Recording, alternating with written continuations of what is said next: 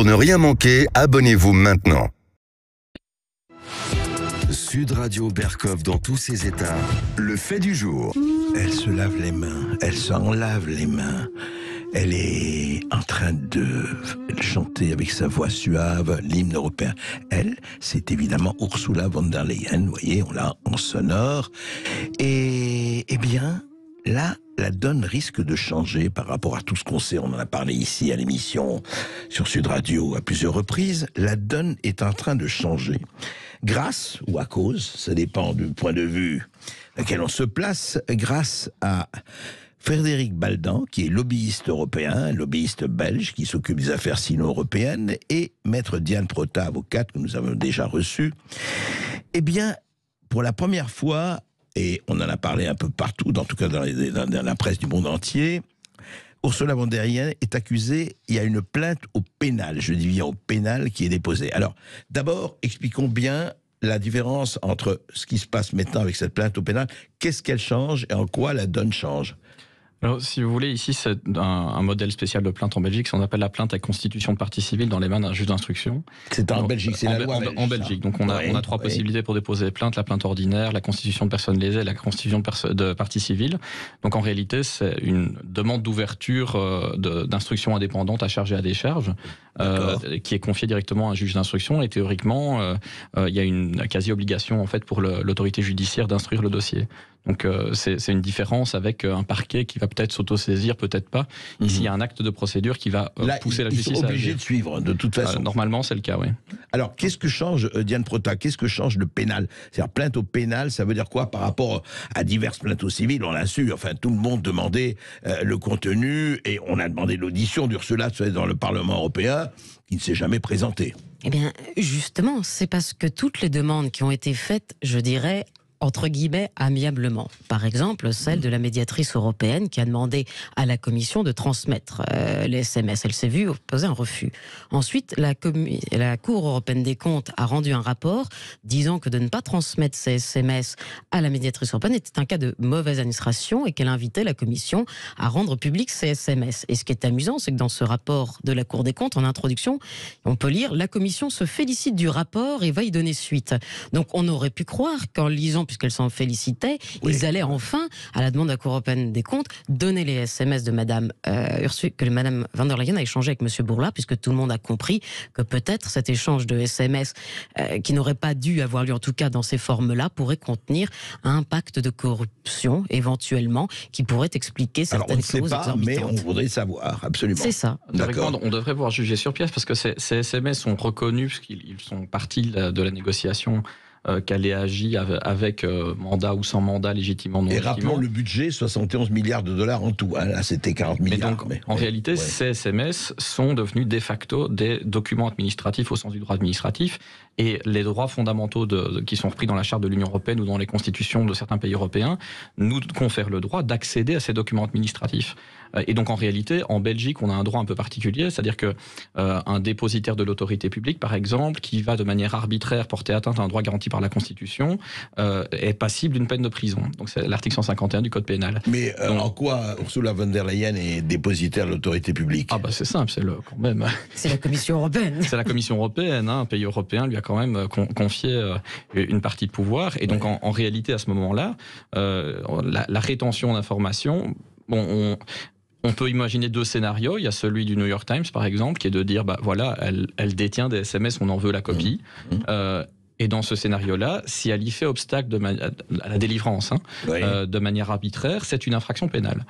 Dans mon cas, je dis, alors madame, au vu des déclarations qui sont devant nous, on va prendre l'autre hypothèse, c'est qu'elle a détruit ces SMS, donc elle ne peut plus les fournir. Ce qui est possible. Donc au niveau du droit administratif, c'est un motif acceptable. Non, en fait, c'est acceptable de dire, on les a détruits, donc on ne peut pas les fournir. Par contre, au niveau judiciaire, c'est une destruction de documents administratifs. Donc en réalité, moi, peu importe la réalité, c'est-à-dire que je vais peut-être plutôt pencher, comme dans ma plainte, pour la destruction de documents administratifs, mais dans les deux cas, c'est un comportement qui est inadmissible. C'est-à-dire que ça ne rencontre pas l'intérêt public. Mais alors, dites-moi, Frédéric Baldan, juste, qu'est-ce qui vous a poussé à porter plainte ?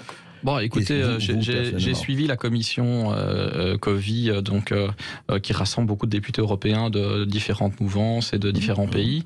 Et en réalité, quand j'ai vu le comportement de la Commission européenne, j'aime bien mon petit exemple qui est si je vous demande, comme un député européen pose une question à la Commission, est-ce que vous êtes français ou belge, la Commission répondra chou-fleur. Donc ça veut dire qu'en réalité, elle prend même pas la peine de débattre ou dialoguer dans un respect démocratique avec des députés qui l'interpellent. Donc en fait, elle fait poids de son pouvoir pour justement ne pas répondre ou faire taire les parlementaires, en rappelant que c'est quand même les parlementaires qui sont élus et pas la Commission. Donc la légitimité démocratique, elle vient du Parlement européen, elle vient pas de la Commission européenne. Et donc ce type de comportement, il est inacceptable. Donc on peut l'attaquer au pénal comme vous le faites, c'est ça. Mais alors justement, Maître Diane Prota, vous disiez en fait que quelque part, ce qu'on peut dire, parce qu'il faut le rappeler, et ça je ne crois pas que beaucoup de gens s'en aperçoivent, c'est que en fait, Ursula von der Leyen, la présidente de la Commission européenne, s'est substituée aux États quelque part. Elle a fait quelque chose que... C'est ça. Voilà, c'est ça. C'est ce qui est reproché dans cette plainte particulière, parce que, laissez-moi revenir un instant sur d'autres actions qui ont été menées, dont celle de l'association Bon Sens que je représente. Très rapidement, Bon Sens a attaqué les contrats devant les juridictions françaises, les contrats de vaccination, en considérant qu'il s'agit d'un marché public qui était peut-être frauduleux. Donc dans ce cadre, Bon Sens a demandé ces SMS auprès des juridictions françaises, notamment Cour d'appel administrative de Paris, Conseil d'État, et ne voyant aucune aide venir, a saisi les juridictions à New York. C'est Bon Sens demandant donc une discovery internationale pour que le juge de New York apporte son aide au juge français en disant mais je vais demander les SMS à Monsieur Bourla. Eh bien, au moment où il allait rendre sa décision, est passé dans la presse internationale que le New York Times venait de saisir le tribunal de l'Union européenne à la même fin. Et donc le juge de New York a invité l'association Bon Sens à représenter sa demande ultérieurement. Alors on tourne en rond jusqu'à arriver, comme je dis, en Belgique, puisque l'association Bon Sens s'est joint à la procédure du New York Times devant le tribunal de l'Union européenne, mais personne ne sait ce que contient la requête du New York Times. Mais alors revenons à Ursula et les États. Oui, pour en revenir, justement, comme vous voyez que ça bloque au niveau européen. Ça bloque au niveau du New York Times, ça bloque au niveau américain, ça bloque au niveau européen. Et alors, au lieu de prendre le problème au niveau européen, il faut le prendre... Si vous voulez, le fond de l'affaire de tout le monde, c'est de dire, si elle n'a rien à cacher... il y a une phrase assez connue qui est de dire il ne faudrait pas qu'elle ait peur. Donc, mais ça, on l'a dit déjà. Ça fait des mois qu'on dit ça, pourquoi elle ne vient pas, n'a rien à cacher. Mais il n'empêche que, est-ce qu'il y a, la question que je posais, est-ce qu'elle s'est substituée aux États ? De toute façon, de ce qu'on connaît aujourd'hui, vous savez, c'est ce qu'on a pu relever dans la plainte pour que ça soit relativement clair, c'est une immixtion dans une fonction publique ou dans les titres et fonctions de quelqu'un, ce qui est interdit en Belgique. La prise illégale d'intérêt et la corruption et la destruction de documents administratifs. Oui, mais donc c'est ce qu'on reproche aujourd'hui. Oui, mais attendez, je ne vais pas me faire l'avocat d'Ursula, mais elle pourrait vous dire, attendez, les États ont délégué à Ursula von der Leyen le pouvoir... c'est pas correct. J'ai essayé, non, je finis ma question, de pouvoir d'acheter, de quoi vous vous plaignez, les États ont eux-mêmes tout à fait officiellement et volontairement délégué à Ursula. Donc l'autorité publique, elle l'a, et pourquoi les États aujourd'hui se plaindrait. C'est tout à fait un abus de langage, parce que quand je vous disais qu'il fallait retourner le problème, parce que pour le moment il y a une enquête ouverte au niveau européen en disant que ça a préjudicié ces actions au budget européen, mais ça a préjudicié à chaque État à leur pouvoir propre. Parce que quand vous me dites qu'on a donné mandat à Ursula von der Leyen, alors oui, il y a eu un mandat, à la Commission d'acheter les vaccins. Mais la Cour des comptes a relevé que pour le troisième contrat le plus important, à 1,8 milliard de doses, Madame avait agi hors mandat, directement avec des SMS et en le négociant avec M. Bourla. Or, même avec mandat, on ne lui a pas donné la capacité à elle toute seule de négocier, parce qu'il y avait une équipe de négociation. Mais la Cour européenne des comptes relève qu'elle a même en amont agi sans mandat. Donc si vous donnez un mandat à quelqu'un pour vous acheter une voiture, qui vous achète une Ferrari alors que vous vouliez acheter une Peugeot, ou qui vous achète un frigidaire, il est responsable d'avoir dépassé son mandat.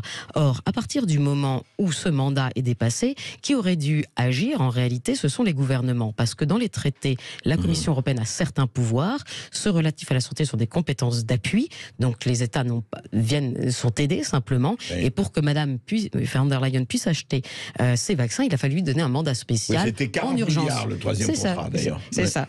Et donc, en fait, tout se base sur le mécanisme des urgences, et ce mandat était complètement dépassé. Elle a agi hors mandat, et de ce fait, elle n'avait pas de pouvoir ni par les traités, ni par les mandats, donc elle a empiété, elle s'est immiscée dans les fonctions du gouvernement belge, qui aurait dû, j'allais dire, être le seul à écrire par SMS à Albert Bourla, arrivé là.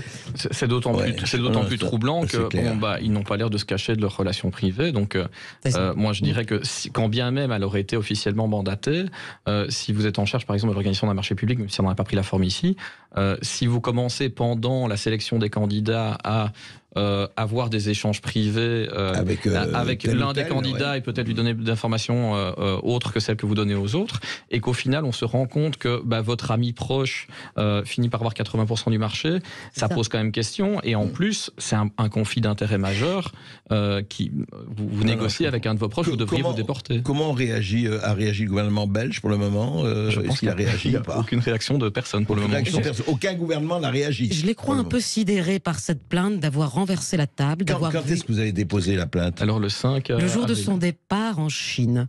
Ah bah bravo. Le 5 avril, c'est un peu une coïncidence. Pour qu'elle en parle avec Emmanuel Macron, c'est ça? Non, c'est une coïncidence parce que l'association Bon Sens, qui avait également demandé les SMS par la voie d'une demande citoyenne sur un portail qui s'appelle Ask.the.EU, tous les Européens peuvent demander à l'Europe des documents. L'association Bon Sens l'a fait et a reçu que 3 emails. Et moi, en tant qu'avocat, j'ai demandé à les consulter sur place. Et on m'a invité à aller voir sur place à la commission le 5 avril. Donc ce n'est pas vraiment moi qui ai choisi la date. C'est la Commission européenne qui a choisi la date. Et donc on en a profité pour déposer le même jour cette plainte à Liège.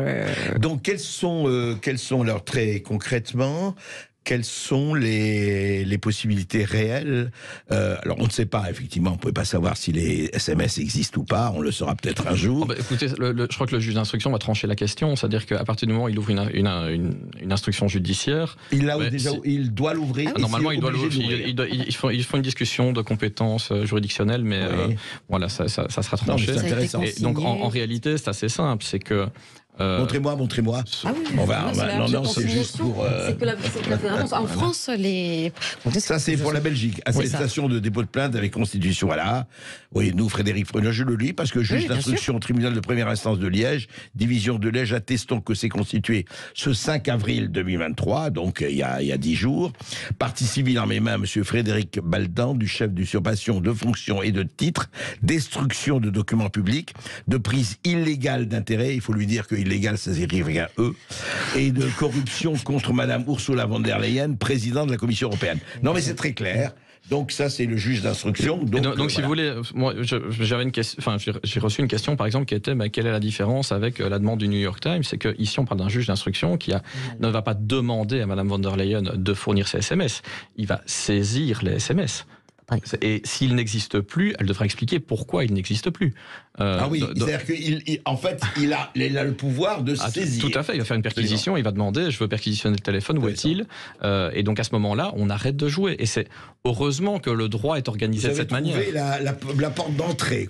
Les États membres contre la Commission, c'est ça. Au lieu de considérer que cette infraction ne laisse que le budget européen et d'avoir un procureur européen qui a ouvert une enquête au mois d'octobre et qui n'avance pas, eh bien alors à ce moment-là, nous demandons aux États européens de reprendre à leur justice étatique, de reprendre leurs droits, puisque si on agit hors mandat, eh bien une infraction a été commise, et c'est une infraction au détriment de la Belgique, mais probablement aussi de tous les autres pays européens. Puisque vous voyez, la perte de crédibilité pour les institutions, ça devient vraiment insoutenable. C'est-à-dire que est-ce qu'on peut tolérer que quelqu'un décide, il y a un droit à la transparence administrative, mais je vais m'en exonérer moi-même. Voilà. Et même si vous êtes en droit de l'avoir, ça m'intéresse pas. Ça commence à devenir un peu gênant, quoi. Non, mais c'est bien. Mais Frédéric Baldan, et je le dis, c'est tout à votre honneur, c'est que les lobbyistes en général, ça se pratique dans le secret quand même. Je dis pas ça en péjoratif, mais oui. Non, mais je veux dire, c'est bien. Et pourquoi justement, mais ça. Si vous voulez, c'est un peu un concours de circonstances que je sois lobbyiste, c'est-à-dire que vu que je suis lobbyiste, j'ai un badge d'accès, donc j'ai pu me retrouver pour des considérations personnelles.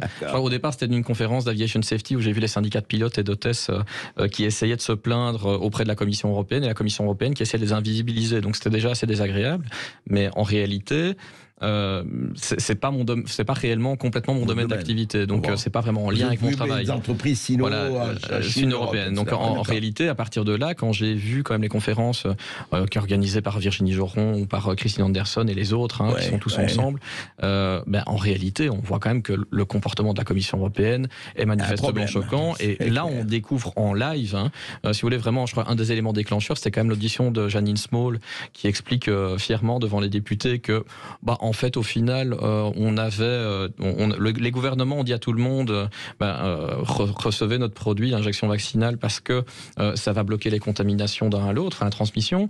Et suite à la question de Robert Ross, elle arrive quand même à dire devant moi qu'en réalité, on n'a jamais étudié l'efficacité de notre produit là-dessus et on ne dispose pas des données. Et donc la question à partir de là, c'est cette dame, gentille dame, avec sa déclaration, a détruit le narratif du gouvernement, mais ça a une conséquence juridique.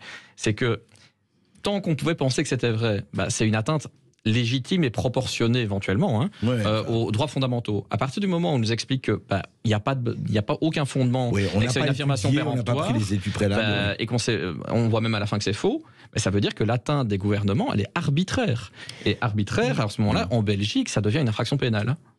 Très intéressant. Oui, Diane Prota. Je voulais juste un petit point, parce qu'il ne faut pas oublier que ce troisième contrat, il est toujours en cours d'exécution. Il y a une dizaine de pays qui n'en veulent plus de ces vaccins. Donc c'est en plus une action qui a un impact considérable et rapide sur la vie aussi des citoyens, puisque on est peut-être 4e, 5e dose, mais si le contrat s'arrête, il y a un arrêt des livraisons et il y a un arrêt évidemment de la vaccination. Mais je tenais simplement à dire qu'hier est sorti un article dans le Figaro Santé à propos des chiffres des vies sauvées peut-être par les vaccins, mais il est surtout indiqué dans le Figaro Santé que 975 millions de doses ont été injectées en Europe.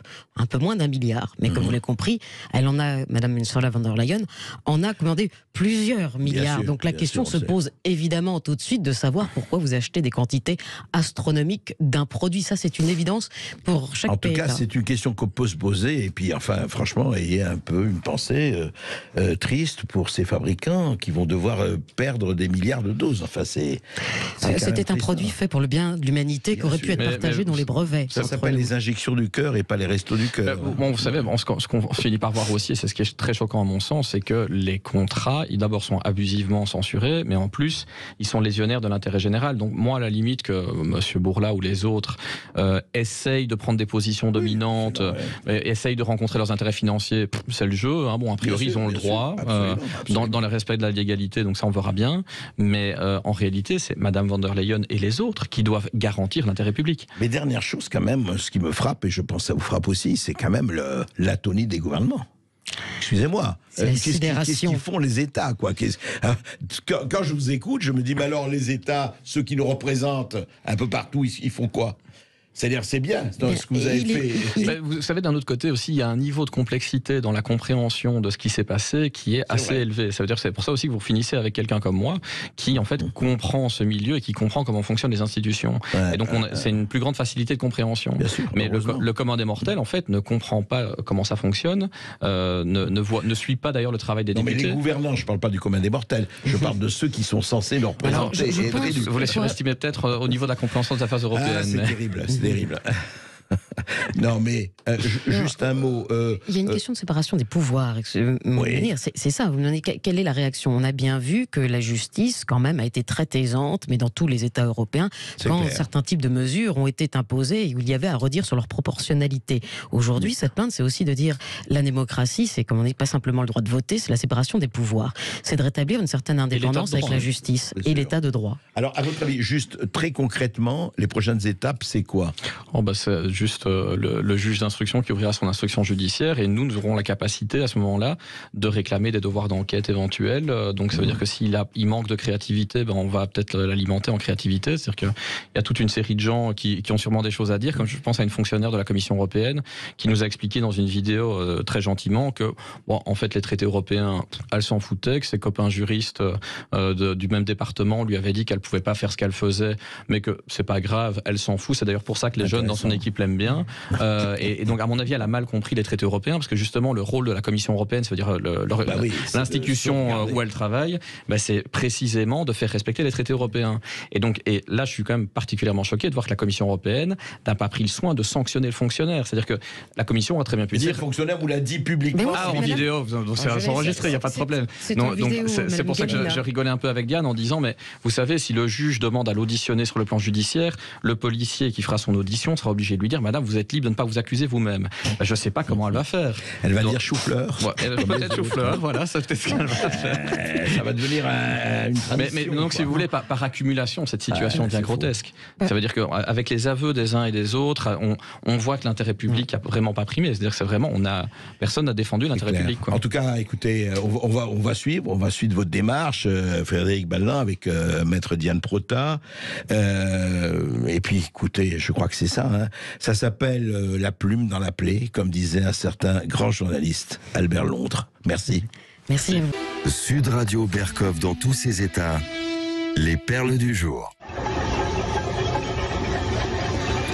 Ça, ce sont les esprits rebelles, les Gaulois réfractaires, voilà, qui crient comme ça des choses et qui ne veulent pas écouter, qui veulent couvrir la voie présidentielle.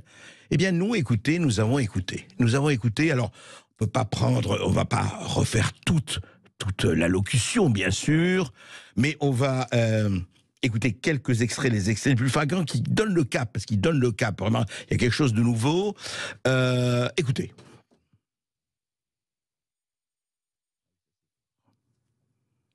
Ça, c'est... Non, mais ce mot, par exemple, retenez-le. Ouais, c'est bien. C'est bien. Non, c'est très, très, très bien. Bon, vous avez vu, on vous a donné les moments les plus forts, hein. Maintenant, on va décrypter. Parce que c'est notre rôle de décrypter le discours présidentiel. Eh bien, vous allez écouter notre décryptage. Je pense que, à mon avis, il va se passer ceci. Je pense qu'il va se passer cela. Notre prédiction est que va faire le LR? Que vont faire la NUPES? Que va faire la Renaissance? Que vont faire les Français? La violence va-t-elle augmenter? Je vais demander aux spécialistes. Dites-nous, monsieur le spécialiste, à votre avis, qu'est-ce qui va se passer? Oui, la France est fracturée. La France est archipélisée. La France est divisée. La France est partitionnée. Voilà, c'était notre décryptage. Vous pouvez maintenant écouter Berkov dans tous ses états. Sud Radio Berkov dans tous ses états.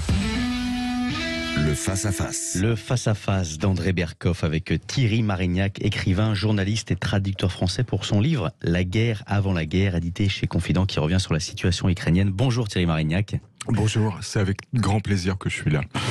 Alors Thierry Marignac, ce livre, je l'ai reçu, on se connaît depuis longtemps, on s'était perdu de vue, mais ce n'est pas pour ça que je vous reçois. Je vous ai reçu pour l'amitié, ça c'est autre chose. Mais La guerre avant la guerre, donc chronique ukrainienne parue chez Confident. Et quand j'ai lu le livre, moi je me disais, bon, je sais pas du tout, vraiment je ne savais pas ce que c'était, et puis je lis quelque chose, je lis des faits, je lis des choses dont on n'avait pratiquement jamais parlé à l'ombre et ce qui a précédé cette guerre russo-ukrainienne, enfin cette guerre qui aujourd'hui s'étend, je dirais quelque part, qui a une répercussion dans le monde entier. Et vous avez souligné, vous appelez ça les westerns criminels d'Ukraine et de Russie avant-guerre. Alors, Thierry Marignac, vous parlez russe ? Oui, je parle russe, j'ai traduit à peu près 20 ou 25 bouquins déjà, des romans, etc. Et vous avez vécu longtemps en Ukraine ? J'ai vécu en Russie aussi à un certain moment, il y a 25 ans. Mm-hmm. Et en Ukraine aussi, enfin à Kiev et tout cela. Oui. J'ai fait un long reportage sur la toxicomanie en 2004, à l'époque de la Révolution Orange. D'accord. Alors justement, je voudrais que vous nous parliez de ça, parce que vous éclairez, en fait, c'est bien avant la guerre, mais vous éclairez quand même un climat, un paysage dont on ne parle pratiquement jamais. Et c'est ce paysage de la guerre des drogues, des oligarques, des mafieux, de tout ce qui s'est passé avant et qui d'ailleurs continue probablement de se passer aujourd'hui. Alors décrivez-nous un peu ce paysage. Comment d'abord vous êtes allé pour faire, au nom d'ailleurs c'est très intéressant, au nom d'un institut qui vous a financé pour parler de la guerre des drogues ou parler de l'état des drogues en Ukraine. Oui, c'est ça. Disons que je me suis fait financer par deux sources. C'est la Renaissance Society de George Soros, donc je suis un terrible agent double, et par mon éditeur de l'époque qui était les éditions Payot. D'accord. Et l'idée était d'écrire un livre sur la drogue. Si vous voulez, dans l'espace post-soviétique, la drogue s'est répandue dès la chute du mur, avec Ah, dès 89. Oh, 89, quasiment. 90, Oui, ouais. oui, quasiment. D'accord. Avec un sillage, son sillage de victimes et son sillage de morts. Et les fléaux du sida, de l'hépatite C, etc. L'Ukraine est un pays très pauvre. Donc, avec des oligarques très riches. Avec des oligarques très riches. Ouais. Oui, les deux sont un peu quand même concomitants. Et alors, la première subvention de l'OMS en 2002, vous savez, l'OMS, ils ont l'habitude en Afrique et tout, ils donnent jamais tout le fric en même temps. Ils le font en 5 fois. Ils étalent. Voilà. Oui, d'accord. Et la subvention était de 100 millions de dollars. Pour l'Ukraine ? Pour l'Ukraine. Pour l'Ukraine, d'accord. La première tranche, c'est donc 20 millions de dollars. Et ensuite, ils ont découvert que moins de 2% avaient servi à ce que c'était censé servir, c'est-à-dire les apparatchiks de la médecine, de la justice, etc., etc. Tout le monde s'était goinfré. Vous voulez dire que sur les 20 millions, 18 millions ont été bouffés, quoi. Ils ont dit moins de 2% a servi. D'accord. Donc ensuite, forcément, ils ont fait une audit et ils ont exigé l'intervention des ONG. C'est comme ça qu'on a légalisé l'échange de seringues, etc., en Ukraine. Ce qui n'était pas une mauvaise chose, parce que ça a sauvé beaucoup de vies. D'un autre côté, c'était le pied dans la porte pour les ONG, Soros, etc., parce qu'ils avaient réussi à changer la législation du pays. Et c'est l'organisation Renaissance, etc. Moi, j'y suis allé, puisque j'étais en rapport avec eux. Ils sont bardés d'avocats qui préparent des projets de loi toute la journée. Bien sûr. Donc, ça, c'était le côté des Américains. Globalement des Américains. Ensuite, la production des drogues, en Ukraine, peu de gens consomment des drogues raffinées. Il faut vraiment être très riche. Alors, qu'est-ce qu'ils consomment? Fils d'oligarque. Ouais. Eh ben, écoutez, ils consomment une espèce de morphine de mauvaise qualité avec de la paille d'opium et la méthamphétamine qui s'appelle Vint, qui est en fait la pyrvitine qu'on donnait aux soldats allemands pendant l'opération Barbarossa. Qui donne quoi comme effet, en fait? C'est une espèce de super excitant, c'est une super amphétamine, quoi. C'est un super excitant. Le flash doit vous renverser. D'ailleurs, je l'ai vu moi-même dans les fabriques de méthamphétamine. Je ne vais pas revenir, ça c'était mon premier bouquin, je ne vais pas vraiment revenir là-dessus. Simplement, Thierry Marignac, je veux savoir, à l'époque, ça a fait une percée fulgurante en Ukraine et ailleurs, ça a été très violent. Enfin. C'était un paysage. Dans toutes les banlieues, on marchait sur les seringues, et dans toutes les banlieues, et quand je dis toutes les banlieues, j'ai fait Kiev, Odessa et Simferopol en Crimée. D'accord. Dans toutes les banlieues, il y avait un laboratoire, et dans toutes les banlieues, j'ai vu la police passer chercher ses enveloppes. Parce que la police touchait là-dessus, bien sûr. Oui, bien sûr. Je me suis moi-même retrouvé dans un laboratoire de méthamphétamine pendant qu'ils étaient en train de la fabriquer. Et tout d'un coup, toc-toc. Et là, c'est la police. Alors là, j'étais mal, parce que s'ils avaient vu que j'étais étranger, là, il fallait que je téléphone à ma mère qu'elle vende sa maison pour me sortir de là. Mais non, ils ont pris l'enveloppe, ils sont partis comme ça.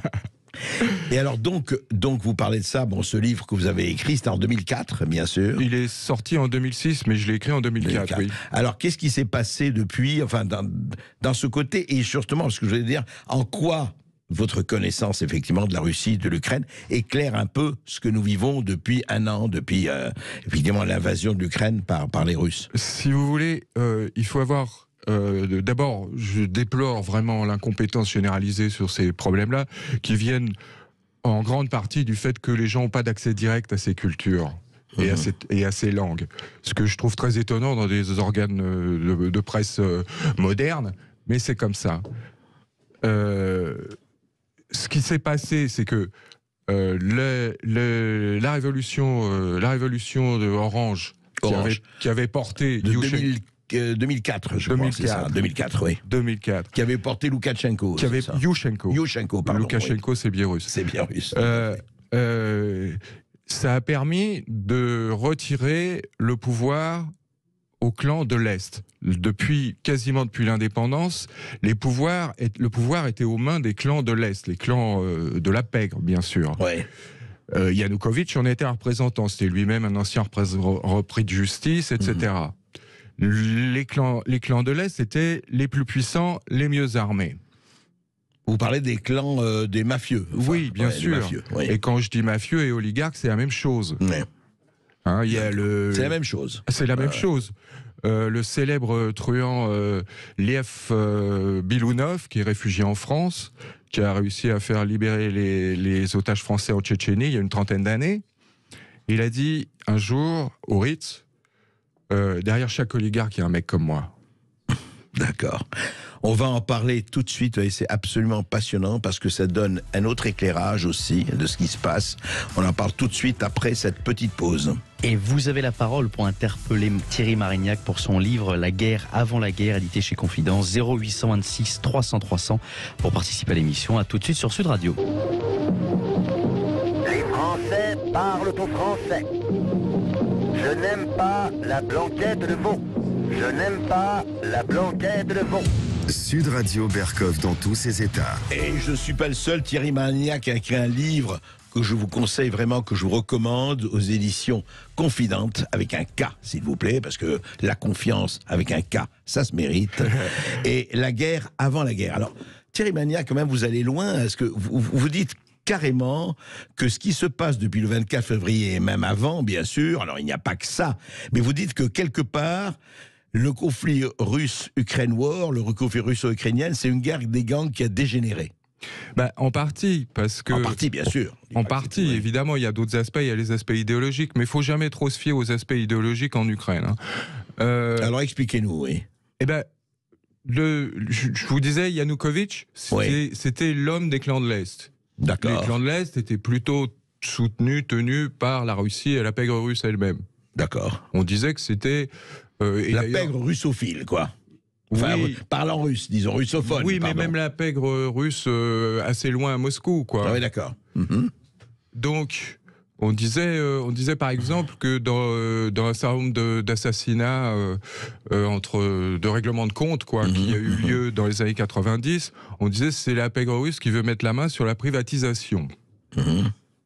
Privatisation des industries, de tout, enfin. Voilà, des mines. Des mines et tout ça. D'accord. Donc, et après, il y a les clans de l'Ouest et les clans du Centre. Forcément, ils sont en rivalité. C'est un milieu seigneur de la guerre. C'est ça, chacun son territoire et voulant étendre son territoire, enfin, comme partout. Et les Américains, ils sont connus pour ça aussi. Dans ce cas-là, ils soutiennent ce milieu-là. Et les Américains soutenaient les clans de l'Ouest. Évidemment. Vous voulez dire les mafieux américains, quoi. Non, l'État américain. Ah, l'État américain, carrément. Vous savez, l'État américain, il a toujours fait ça depuis Cuba, au Vietnam, en Afghanistan.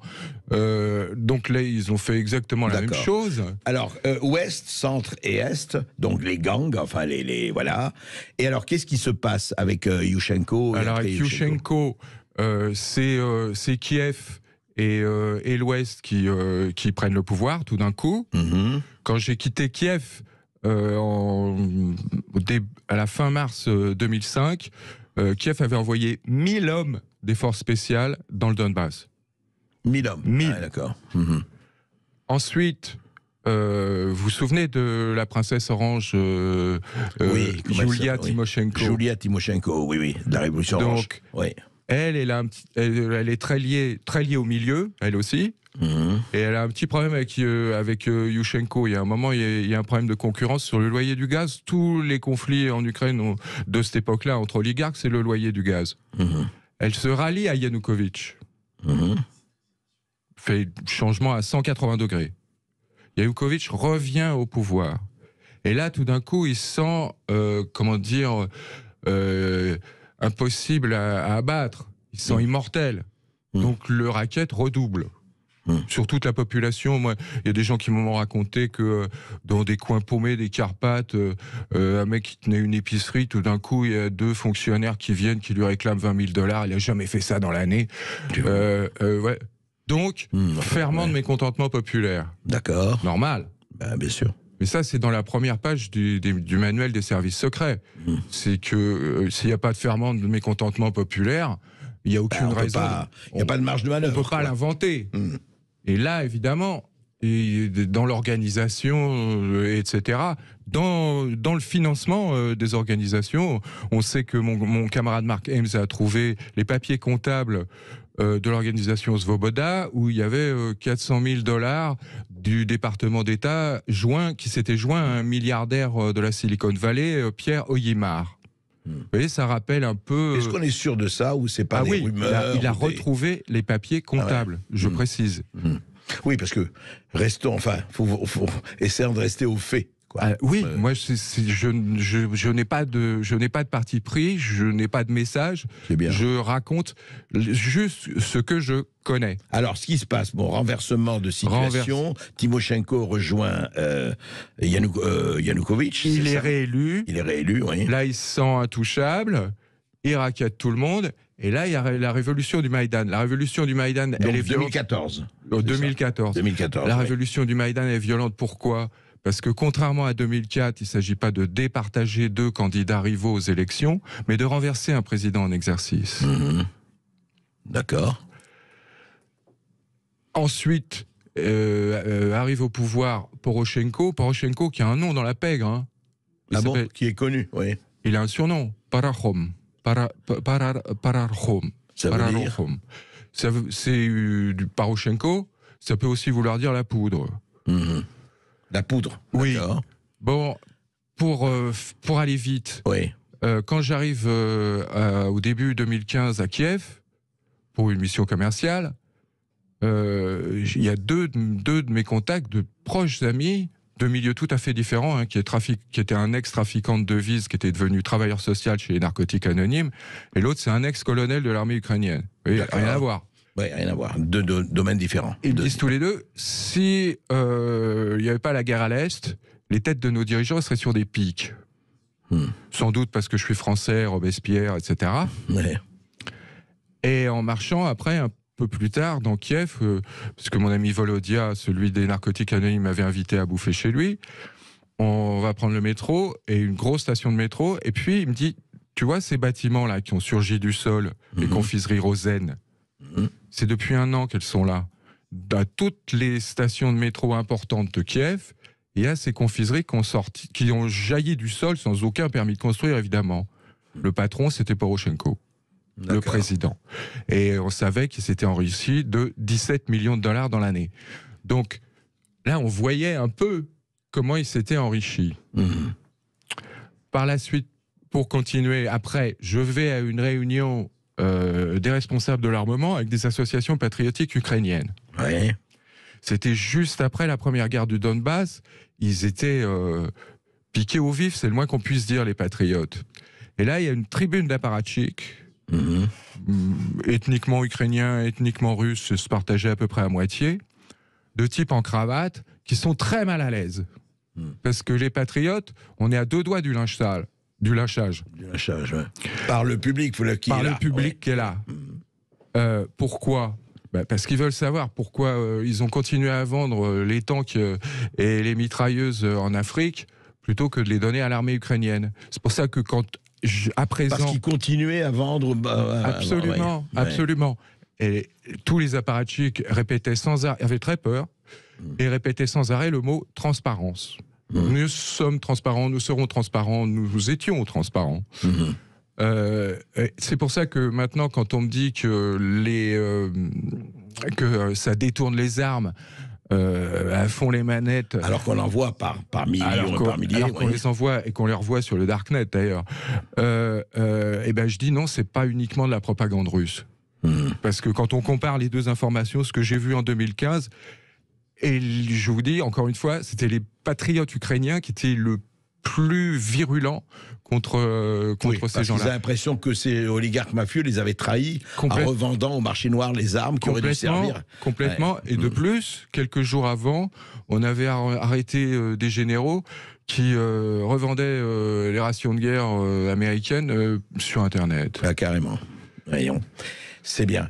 On en reparle encore, et toujours, et plus encore que jamais, après cette petite pause. L'éclairage de Thierry Marignac sur la situation ukrainienne avec son livre La guerre avant la guerre, édité chez Confident. Vous nous appelez au 0826 300 300 pour participer à l'émission. A tout de suite sur Sud Radio. Sud Radio Berkov dans tous ses états. Thierry Marignac, la guerre avant la guerre, chronique ukrainienne, et là on est presque à la guerre dans la guerre, effectivement, pas avant ou pendant la guerre.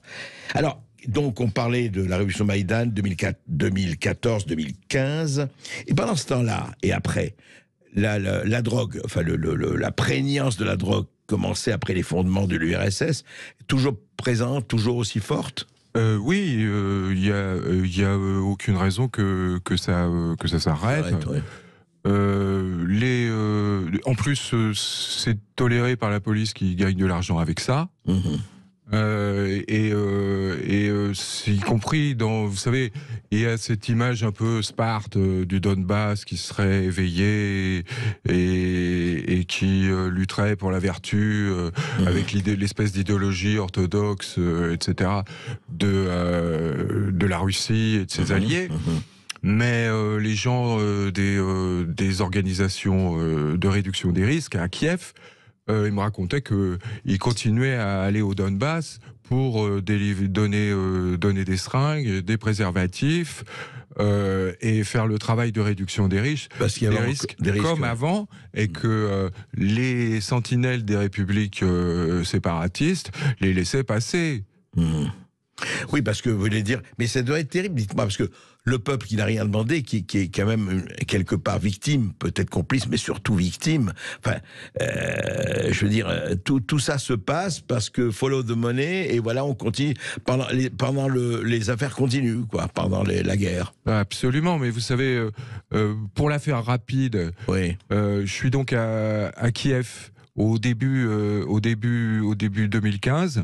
Vous êtes resté quelque temps là-bas? Oui, un certain temps. D'accord. J'étais en mission commerciale pour une firme d'import-export où j'étais traducteur. D'accord. Un soir, mes copains me téléphonent en me disant « Tu sors pas ce soir, Thierry ».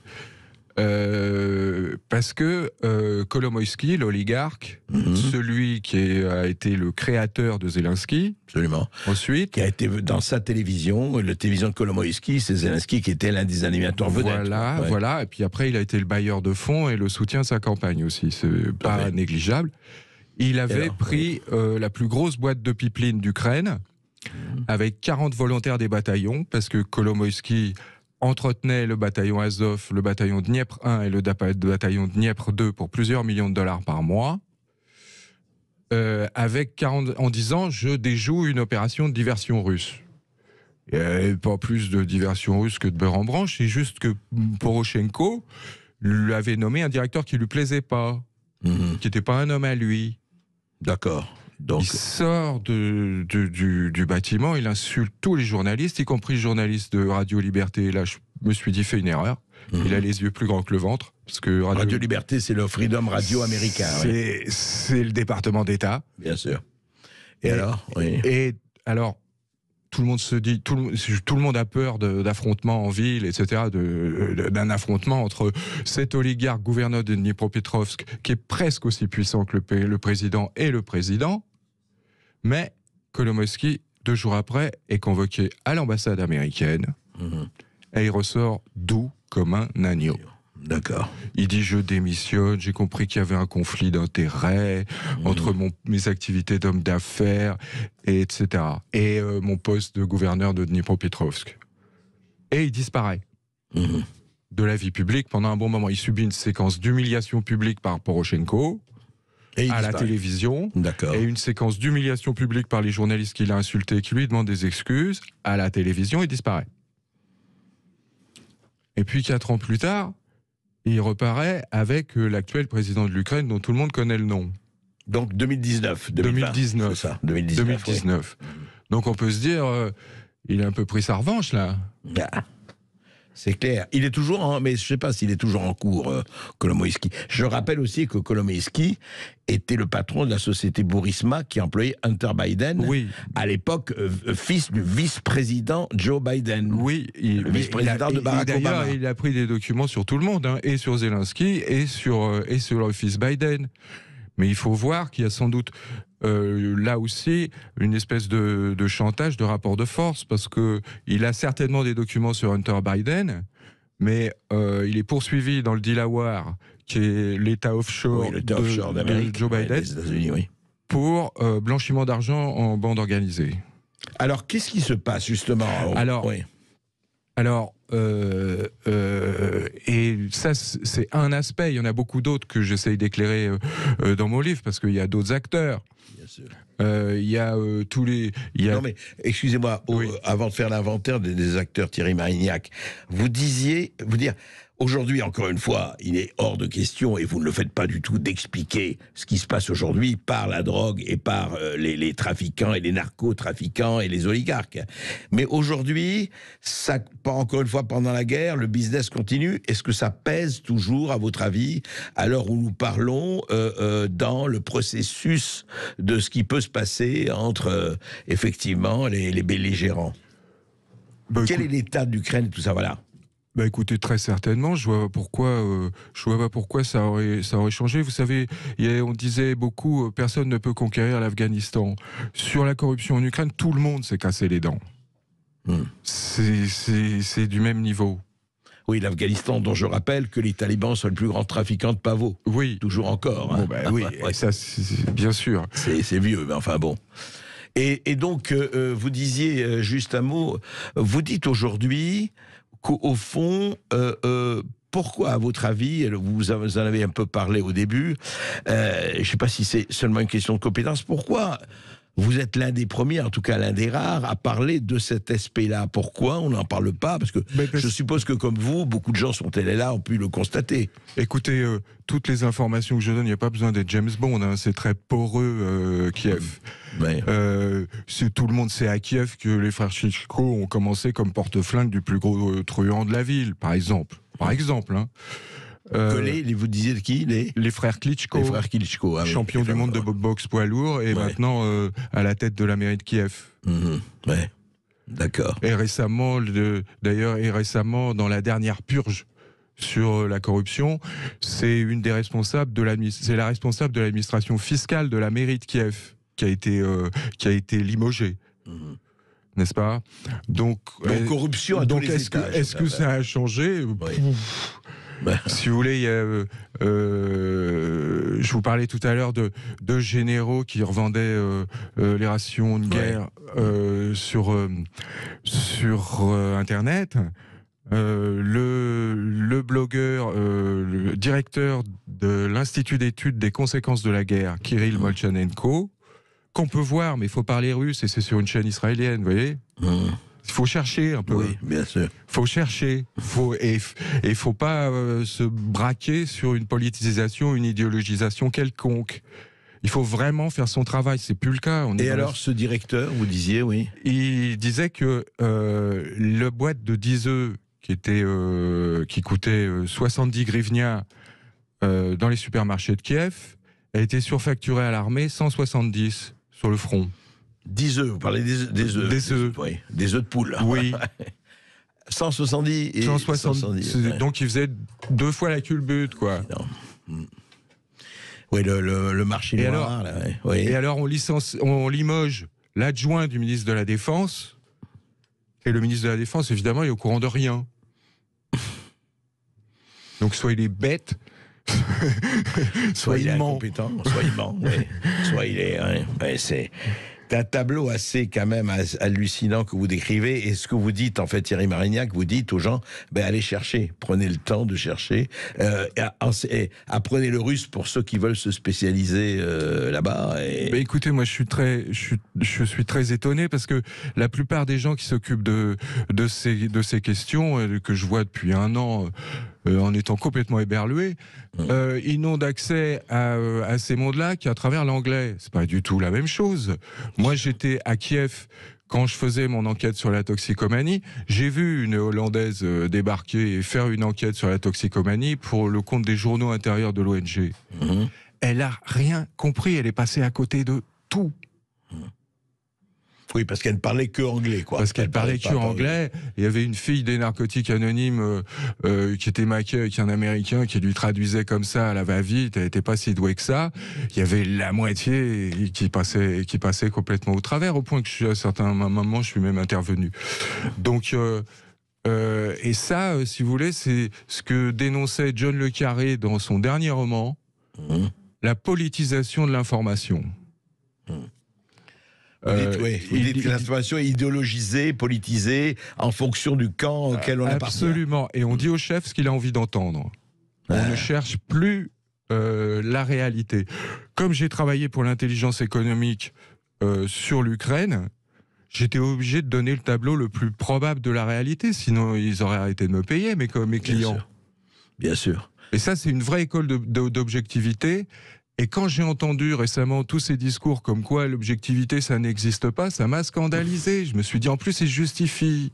Oui. Ouais. Et en fait, non, mais attendez, les faits, c'est même pas l'objectivité. Regardez les faits, ce qui se passe. Mais bien entendu. Bien sûr. On va peut-être accueillir nos auditeurs avec Thierry Marignac. Vous êtes nombreux à nous appeler au 0826 300 300 pour interpeller Thierry Marignac. Et on accueille Mohamed de Perpignan. Bonjour Mohamed. Bonjour Mohamed. Oui, bonjour à vous. Bonjour Monsieur Berkov. Bonjour Monsieur Thierry Marignac. Je voulais poser une question sur la vente, puisque vous dites que certaines armes, elles sont vendues. Je voulais savoir s'il s'agit d'armes légères ou d'armes lourdes. Et est-ce qu'il s'agit... Bon, il y a des armées quand même, des armes un peu secrètes, disons, qui sont... Est-ce qu'elles sont touchées? Et je voulais savoir si Monsieur Zelensky, il était proche de ces oligarques ou il l'était. Et voilà, parce que j'avais lu... Zelensky, vous parlez de Zelensky. Zelensky, voilà. J'avais lu un article l'année dernière où il disait que la Russie, en tant que pays mafieux, il était à la 72e place et l'Ukraine était à la 68e place. Voilà, j'ai l'impression qu'ils ne sont pas trop loin les uns des autres et je voulais savoir où il en était Zelensky avec tous ces... les oligarques. Merci Mohamed. Alors, les armes, quelles armes sont revendues?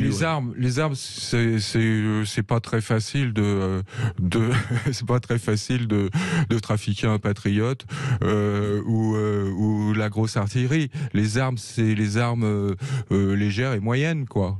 Il y a eu quand même l'agence Frontex s'est déplacée en Moldavie parce que c'est par la Moldavie que ça passe. Il y a eu une antenne des services de sécurité américains aussi. Et il y a eu plusieurs avertissements des polices suédoises et des polices finlandaises qui disaient mais bientôt ils seront mieux armés que nous. Ils avaient retrouvé jusqu'à des javelins quand même. Des javelins, rappelez. C'est des missiles, c'est des lance-roquettes. Qui étaient retrouvés où? En Suède ou ailleurs? En Suède et en Finlande, oui. Ah ouais, intéressant, d'accord. Et Zelensky... Zelensky, c'est la créature, je viens d'en parler, c'est la créature de Kolomoïski. D'accord. Kolomoïski, c'est un des plus grands acteurs de l'oligarchie en Ukraine. Il a 3 affaires criminelles dans le dos, là. Il a une au Delaware de l'État de Biden, une au Tatarstan où on l'accuse quand même d'avoir détourné 800 millions de tonnes de gaz. Une paille, oui. Et une en Ukraine quand même, avec cette photo extraordinaire que tout le monde a vue, où la police ukrainienne, ils ont tiré leurs souliers pour pas salir les tapis quand ils ont fait la perquisition chez lui. Pas mal ça. Et dites-moi, on va peut-être passer une petite pause. Oui, on se retrouve tout de suite. Restez bien avec nous pour notre entretien avec Thierry Marignac et son livre sur l'Ukraine, La guerre avant la guerre. Vous continuez de nous appeler au 0826 300 300. À tout de suite sur Sud Radio. Sud Radio. Les Français parlent au français. Je n'aime pas la blanquette de veau. Je n'aime pas la blanquette de veau.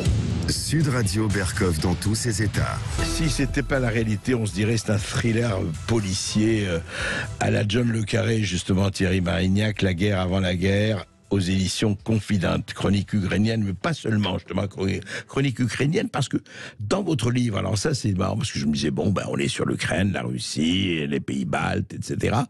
Et puis vous parlez de New York. Oui. Qu'est-ce que New York et les gangs, ou les gangs de New York éventuels, ont à faire dans cette affaire? Eh bien, en 2014, il y a un gangster qui s'appelait Léonid Reutemann, Léonid le Long, parce qu'il faisait 2 mètres. qui est sorti de 7 ans de pénitencier fédéral. Aux États-Unis. Aux États-Unis. Oui.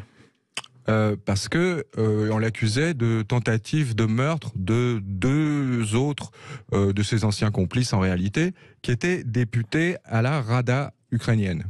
Au Parlement ukrainien. Au Parlement ukrainien. D'accord. Qui avait fait partie du gang, quoi qu'il le nie, et qui s'appelait les frères Konstantinovski, qu'on appelait les frères Karamazov parce qu'ils avaient le crâne rasé, je crois. Et donc, il a été emprisonné pour tentative de meurtre, pour avoir commandité le meurtre. Il sort de prison et il se déboutonne. Il raconte tout. Ou au FBI, il raconte à la CIA. Moi, j'ai vu ça dans une télé. Encore une fois, les sources. Dans une télévision russe de Brooklyn.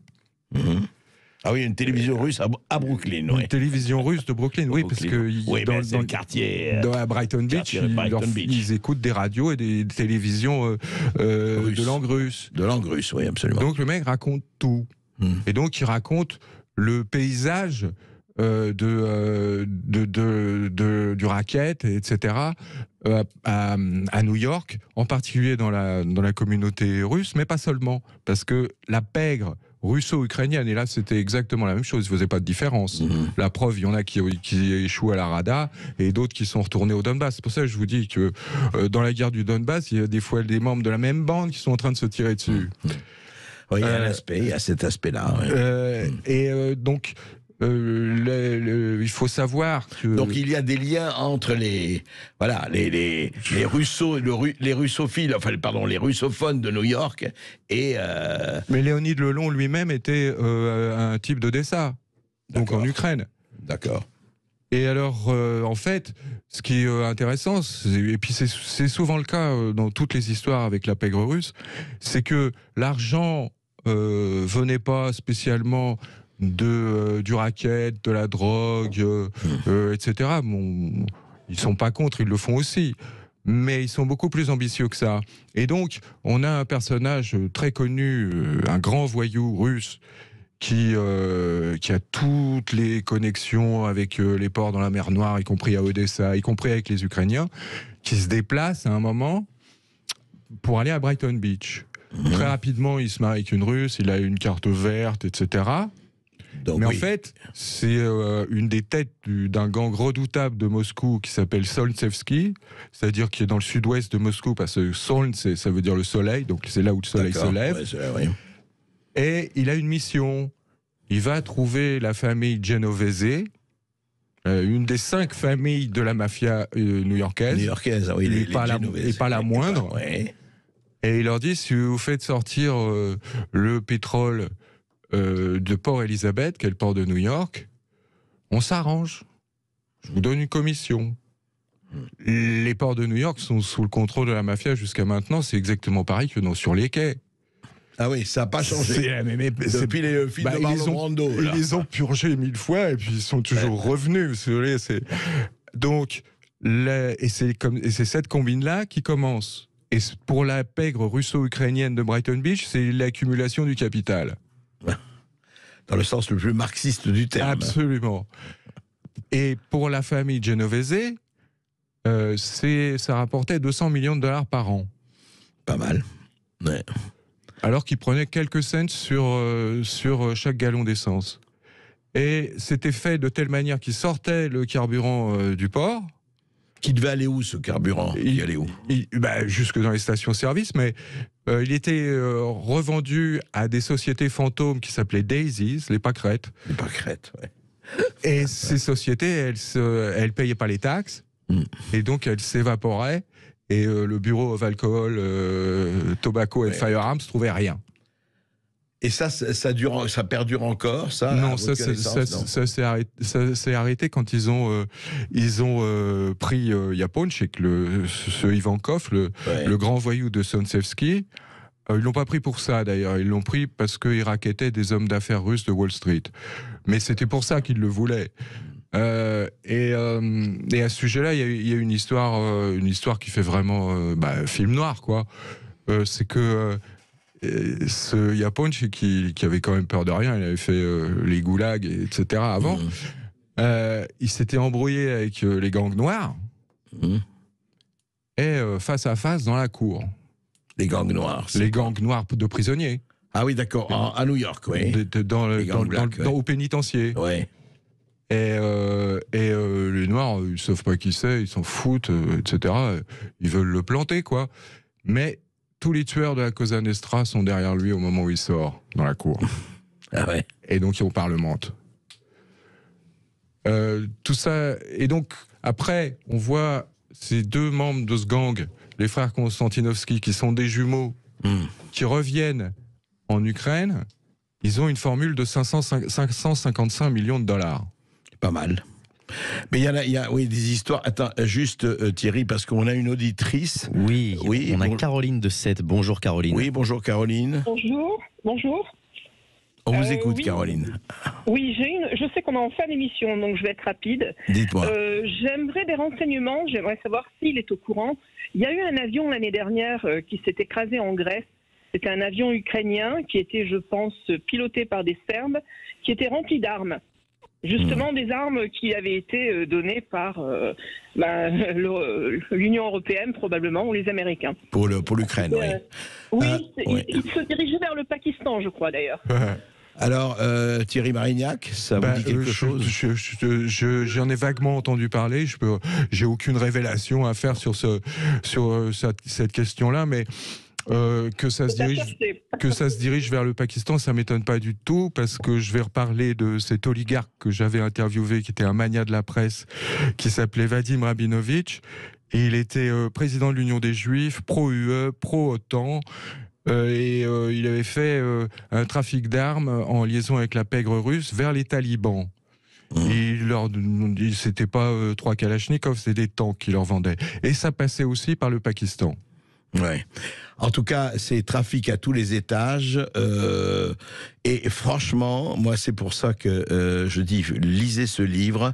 C'est qu'on ne peut pas ignorer, quand on parle d'un problème, quand on parle d'une guerre, qu'on parle tout ça, qu'on en parle dans toutes ses dimensions. C'est très important. On ne peut pas voir que le côté, celui-là c'est Churchill, celui-là c'est Hitler, celui-là ceci, celui-là cela. On fait des grandes salivations idéologiques et ne pas voir les soubassements, je dirais, hélas, mafieux, économico, oligarchico, etc., dans ce conflit, ou comme dans, hélas, beaucoup de conflits, c'est vraiment ne pas voir la réalité. Et encore une fois, n'oubliez pas, nous avons question à tout. Et sur certains plans, Thierry Marignac y répond dans son livre. Merci beaucoup, chers auditeurs, d'être toujours aussi nombreux à nous écouter. Et merci à Thierry Marignac, écrivain, journaliste, traducteur français, pour son dernier livre, La guerre avant la guerre, qui détaille très bien la situation ukrainienne, édité chez Confident. Tout de suite, l'émission de Brigitte Lay. À tout de suite sur Sud Radio. Sud Radio. Sud Radio. Parlons